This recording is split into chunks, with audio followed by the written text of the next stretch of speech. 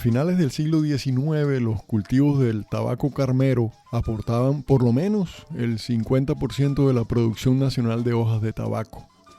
Y es que desde mediados de ese mismo siglo, el pueblo ya era considerado un emporio tabacalero a donde llegaba todo tipo de inmigrantes que venían en búsqueda de nuevas oportunidades, de negocios para algunos o sencillamente de trabajo como jornaleros para otros.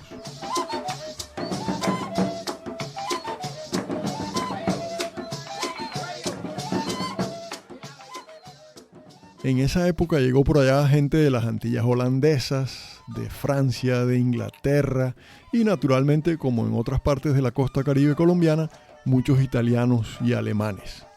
Algunos se instalaban en el pueblo y poco a poco iban echando raíces hasta terminar casados con peladas de la región, dejando así una descendencia que en muchos casos todavía hoy se mantiene.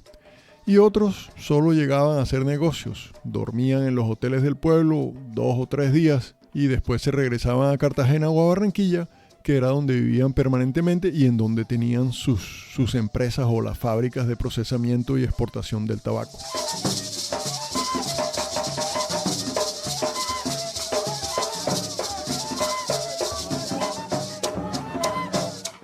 Los carmeros, por su parte, participaban del negocio del tabaco de diferentes maneras.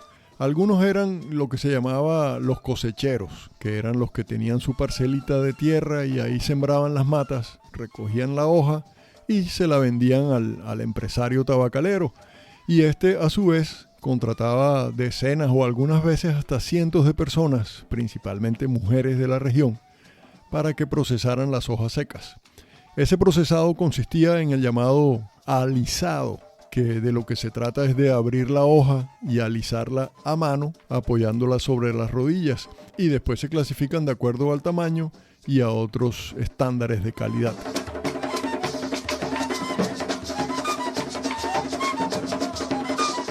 Durante ese tiempo de la bonanza tabacalera a finales del siglo XIX, comienzos del XX, ese pueblo, el Carmen de Bolívar, ubicado en las estribaciones de los Montes de María y por donde corre el arroyo Alférez, vivía en medio de la prosperidad y, según los relatos, había dinero hasta para tirar para arriba y trabajo suficiente para propios y forasteros. Y dicen que las parrandas se prolongaban por días y noches, amenizadas siempre por esa música campesina y mestiza de gaitas, tambores y maracas, que mezcla de una manera perfecta los instrumentos y las técnicas musicales de los indígenas y de los negros africanos.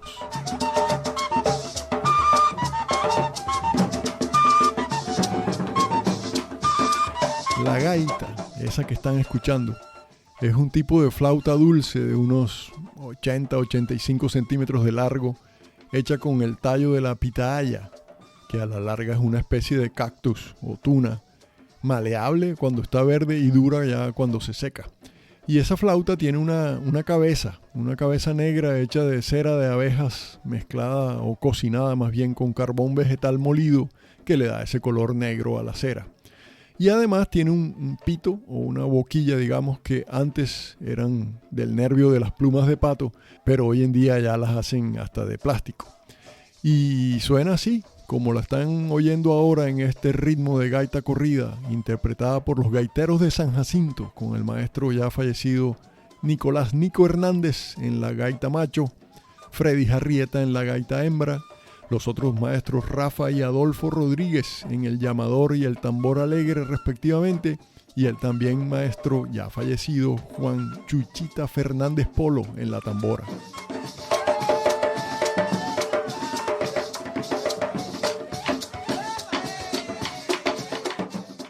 Pues en esa época de abundancia y prosperidad tabacalera, una peladita de tan solo 15 años llamada Isabel Acosta Montes se casó en la iglesia de Nuestra Señora del Carmen con Luis Eduardo Bermúdez Pareja, mayor que ella, nacido el 2 de enero de 1883, ahí en ese mismo pueblo, el Carmen de Bolívar.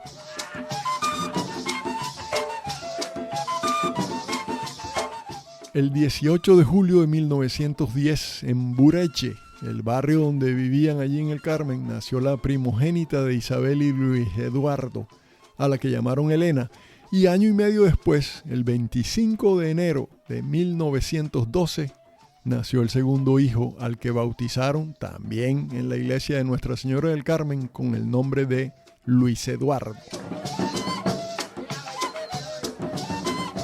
Tristemente, la desgracia llegó muy rápido a esa familia, y cuando los pelados tenían 2 o 3 años, el papá murió en un accidente inexplicable en el campo. A Isabel, entonces, la mamá, le tocó empezar a rebuscarse para mantener a sus pelados, pero las vainas estaban difíciles. Así que se le ocurrió que lo mejor era irse a buscar trabajo a Cartagena y dejar a los pelados a cargo de su mamá, la señora Concepción Montes, o sea, la abuela de Elena y Luchito Bermúdez Acosta.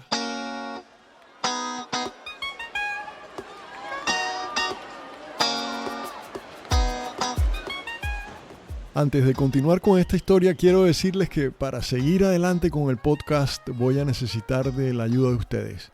Un aporte económico mensual a través de la plataforma www.patreon.com/Del Caribe y otros tulipanes es vital para poder entregarles más episodios con buen contenido y calidad. Desde ya les doy las gracias a todos aquellos que decidan apoyarme. De verdad, muchas gracias.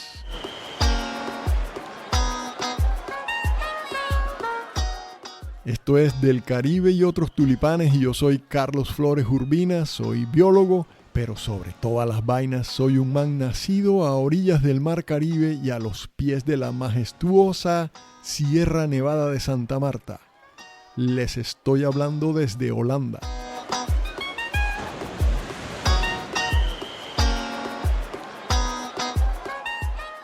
Episodio 76. Maestro Lucho. Primera parte.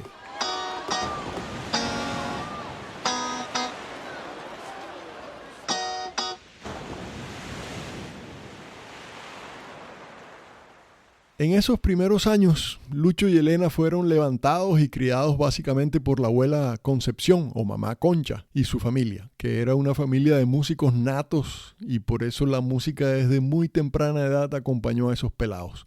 Estaba, por ejemplo, el tío abuelo, hermano de mamá Concha, José María Montes, que era director de la banda municipal del pueblo, quien descubrió muy temprano el talento especial de Lucho al verlo sacar melodías soplando hojas de naranja o de limón que el peladito doblaba como pequeñas flautas. Así que un día le cambió esas hojas de naranja o de limón y le hizo una especie de flauta con el tallo, o más bien la nervadura de las hojas de la papaya. Y empezó a enseñarle a tocarla como una verdadera flauta. Y de esa flauta de la papaya pasó a un flautín, y del flautín a la gaita cabeza de cera, y así poco a poco iba ensayando y aprendiendo con otros instrumentos.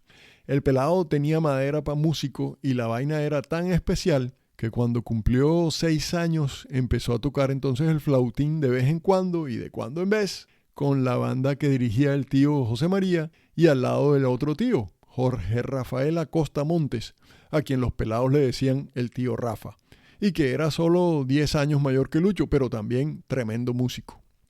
Así que de ahí para adelante, Luchito solo quería aprender a tocar más y más instrumentos y le decía a la gente que cuando él fuera grande lo único que quería hacer era músico. Tronco afiebrado. Dicen que desde peladito vivía sacándole ritmos o melodías a todo lo que llegaba a sus manos. Con palitos o con lápices y tal, hacía repiques sobre las mesas, las latas de aceite o lo que fuera. Y la abuela gritaba: ¡Mira, muchacho! ¡Deja de hacer tanta bulla, carajo, que me vas a volver loca!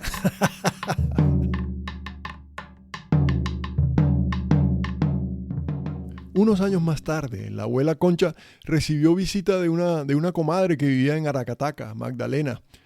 Y esa comadre le contó que allá en Aracataca la gente estaba prosperando por aquello de la bonanza bananera, que había mucho trabajo y que mucha gente estaba llegando a vivir allá.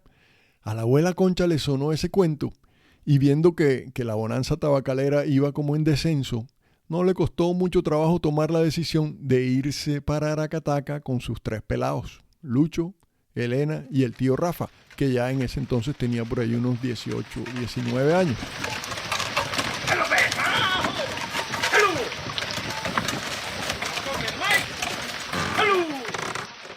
Así que a los pocos días empacaron sus motetes y una tarde lluviosa de abril se treparon en un carruaje jalado por bueyes que los llevó hasta Zambrano, un pueblo a orillas del río Magdalena. Y así dejaron atrás, en medio de la tristeza, a su pueblo querido el Carmen de Bolívar. A Zambrano llegaron bien temprano en la mañana cuando el sol se asomaba por encima de los árboles de la selva que llegaba hasta la orilla opuesta del río. Mientras esperaban en el malecón la salida de algún bongo de pescadores que los atravesara hasta Plato, la abuela Concha pidió en uno de los tenderetes con fogones de leña ahí a orillas del río 2 platos con bocachico, yuca y suero, ¡chas!, que entre los 4 devoraron en un santiamén. Al mediodía ya desembarcaron entonces en Plato, al otro lado del río, y de una se encaramaron en un camión destartalado que atravesó con dificultad las trochas y barrizales de las sabanas del Magdalena en medio del tremendo estropicio que hacía el motor y las latas sueltas del carricoche. 3 días después de haber iniciado el viaje desde el Carmen, por fin llegaron a Aracataca. Estaban cansados, sucios y sudorosos, pero con cierto sentimiento de felicidad que les brindaba la expectativa por la nueva vida que iban a empezar. Consiguieron pronto una casita en donde se acomodaron los 4 y la abuela, con el apoyo de la comadre que la había visitado unos meses atrás, empezó a relacionarse y pronto empezó con una venta de comida a los jornaleros de la compañía frutera, la United Fruit Company. Algunos historiadores se atreven a decir que allí en Aracataca la familia de Lucho, de la abuela Concha, se hizo amiga de la familia de Nicolás y Tranquilina, los abuelos de García Márquez. Yo no sé si eso fue así, pero sí sé que la abuela Concha hizo muchos amigos, como la familia de Marcelino Muñoz, un indio viejo y revolucionario liberal de Aracataca.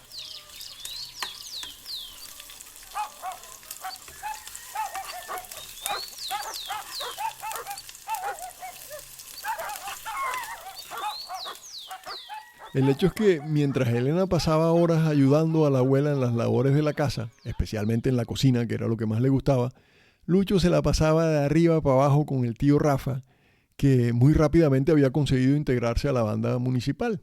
Y el tío Rafa siguió dándole las clasecitas a Lucho, y el pelado seguía aprendiendo y aprendiendo. Tan rápido iba su aprendizaje que por ahí al año de estar ensayando y ensayando, ya el mancito le sacaba melodías a una trompeta, imagínate tú, ya un trombón de vara, un duro, Y lo mejor es que cuando alguno de los músicos de la banda municipal estaba enfermo o no podía tocar por cualquier razón, el pelado, que ya tenía por ahí unos 10 años, lo reemplazaba y tocaba en donde fuera y a la hora que fuera. Como era tan chiquito, el tío Rafa le ponía un cajón de madera donde se paraba a tocar y la gente lo aplaudía y lo admiraba hasta que se convirtió casi que en la mascota de la banda. Esa vida en Aracataca le abrió a Lucho un nuevo mundo musical. Él que hasta entonces estaba familiarizado era con los ritmos de su tierra sabanera como el porro y el fandango. Ahora en Aracataca descubría a la reina de los ritmos del Caribe, la cumbia.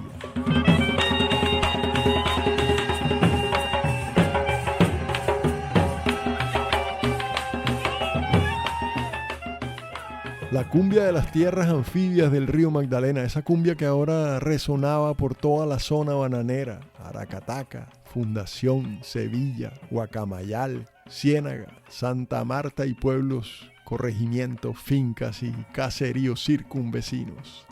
Ejemplo de ese ritmo pegajoso es esta pieza que están escuchando ahora, la cumbia cienaguera, cuya letra es de Esteban Montaño Polo de Tasajera, Magdalena, y la música del cienaguero Andrés Paz Barros.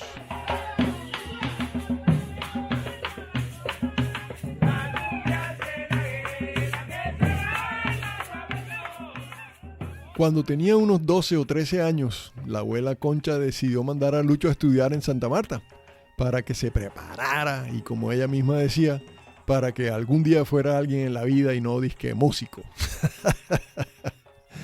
Ay, hombre, abuela. Ni modo, al man, le tocó dejar la sabrosura de andar tocando con su tío en Aracataca y arrancó entonces para Santa Marta. Aunque asistía al colegio y él era juicioso y tal, lo que de verdad quería era seguir en la música. Esa era su pasión, vivía por la música y para la música. Entonces los ojitos al man le brillaban cuando en las calles de Santa Marta se encontraba con las bandas de chupacobre que animaban las fiestas, los carnavales y las parrandas. Así que buscaba siempre cualquier oportunidad para contactar, conocer y hacerse amigo de otros músicos de la ciudad, y poco a poco empezó a hacer toques con bandas de aquí de Santa Marta. Y así estuvo un par de años, pasando de una banda a la otra, buscando echar pa'lante, aprender más y más, y gozando, porque hacer música era lo que de verdad lo hacía feliz. Por vainas de la vida, pero sobre todo por su gran talento, con 14 años entró a ser parte de la banda del Batallón Córdoba, que era la más grande y la más completa de la ciudad, y eso hizo que Lucho sintiera que ya había tocado el cielo. Imagínate tú esa vaina, tan pelado y tocando ya con los mejores y aprendiendo de ellos. Súper. El cuento es que no volvió más al colegio y no sabemos si la abuela se enteró o no, pero el man se dedicó 100% a la música.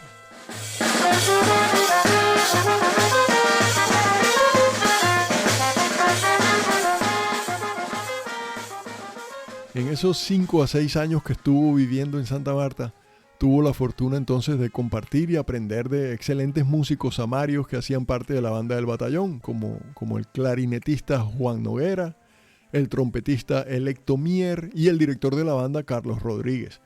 Y también entró a tomar clases de armonía, composición y arreglo con el profesor Guillermo Rico, quien había llegado hacía poco de Europa y se había instalado en Gaira. Y el man había traído nuevos ritmos que le abrieron a Lucho otra ventana más hacia el mundo maravilloso de la música. A propósito del maestro Rico, sobre él comenté en el episodio 58, llamado Santa Marta es tuya, que él por allá en esos años conformó la banda Armonía del Rosario en Gaira con muchos de sus alumnos. Lo que no sé es si Lucho alcanzó a ser parte de esa banda. Seguro que sí, porque su talento ya era bien conocido. Pero bueno, estando entonces ahí en Santa Marta, lo que sí sabemos es que Lucho empezó a mostrar también sus dotes de compositor, aunque eso fue raro porque a pesar de sus raíces caribeñas, lo primero que compuso fueron unas piezas con ritmos del interior del país, cachacas, como pasillos, danzones, valses y torbellinos, vea usted. Pero bueno, eso demostraba desde ese entonces que el man estaría siempre dispuesto a descubrir nuevos ritmos y a experimentar con la música.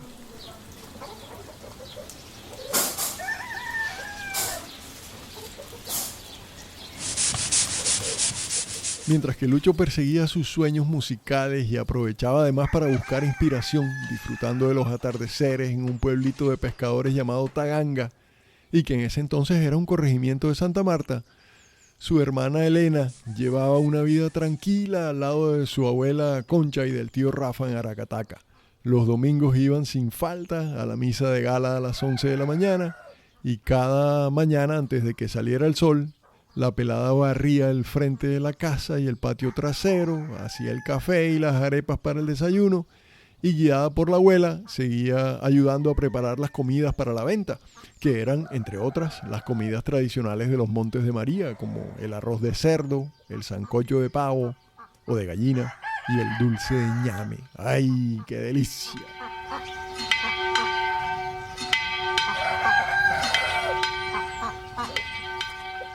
A finales de la década de los 20 del siglo pasado, mientras Lucho disfrutaba haciendo música en Santa Marta y sus alrededores, la famosa compañía gringa que exportaba el banano o el guineo, como decimos los samarios, hacia los Estados Unidos y Europa, había empezado a tener problemas con los sindicatos de trabajadores. La vaina estaba complicada, con huelgas, protestas. Los trabajadores exigían mejores condiciones y los manes estaban dispuestos a parar completamente el proceso de producción y exportación de la fruta. Entonces los gringos, que tenían al gobierno colombiano de su parte o metidos en el bolsillo, empezaron a pedirle al presidente y a presionarlo para que hiciera algo para frenar a esos comunistas, como le llamaban a los trabajadores. Y bueno, aunque ese es un capítulo bien negro, triste y oscuro de nuestra historia, y del cual quizás algún día me decido a contarles algo, el resumen es que esa lucha de los trabajadores fue acallada a punta de balas de metralletas. En la madrugada del 6 de diciembre de 1928, en la plaza de Ciénaga, población cercana a Santa Marta, el ejército colombiano masacró a un pocotón de trabajadores bananeros. Aclaro que cuando los amarios decimos un pocotón, queremos decir que pudieron haber sido miles de muertos. Todos trabajadores que solo esperaban que se les escuchara y se les resolvieran sus peticiones.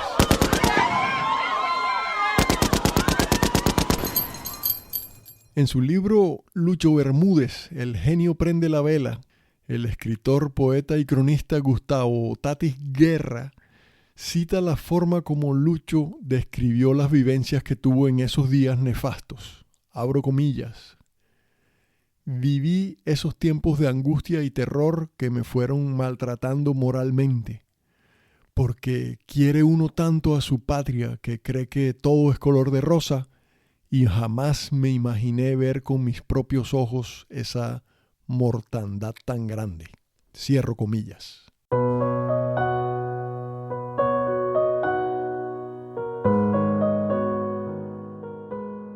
Pues estos hechos de diciembre del 28 acabaron con muchos sueños y además generaron cierta antipatía del pueblo hacia el ejército y obviamente las ganas de fiestas y de música se acabaron en muchas partes.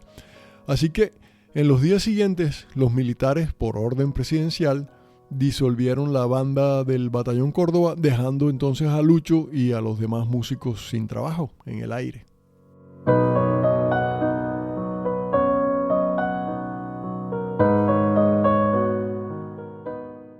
Ante esta situación, Lucho decidió irse de Santa Marta a buscar trabajo en otro lado. Durante varios meses estuvo recorriendo pueblos en donde trabajaba conformando y dirigiendo bandas municipales. Pasó por Chiriguaná, estuvo un tiempito otra vez en Aracataca, en El Banco, en Chimichagua, en Monpós. Mejor dicho, el músico y director errante, pero feliz. Muchas veces no le pagaban, solo le daban alojamiento y comida, pero a ese man no le importaba. Él solo quería hacer música, enseñar y sobre todo aprender y aprender más y más.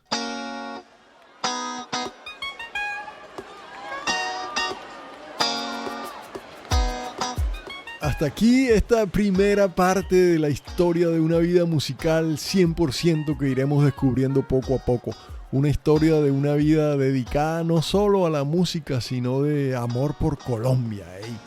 En el próximo episodio entonces seguiremos descubriendo esa vida y no se lo vayan a perder. Y para que no se lo pierdan, pueden estar atentos a las redes sociales del podcast en Instagram, Facebook y además, naturalmente, todos los episodios los encuentran en Spotify, YouTube, Spreaker y las demás plataformas de podcast disponibles.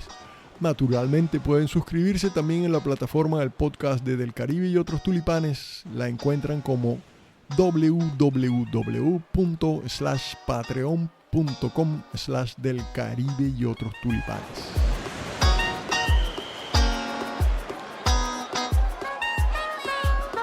Y a propósito de la plataforma de Patreon, como ya les dije, allí también pueden brindarme un apoyo económico que me permita continuar adelante con el podcast. Tal como lo ha empezado a hacer el señor Ricardo Acosta, quien decidió brindarme su apoyo con un aporte mensual en el nivel Bacanes. Muchas gracias, Ricardo. Bacano.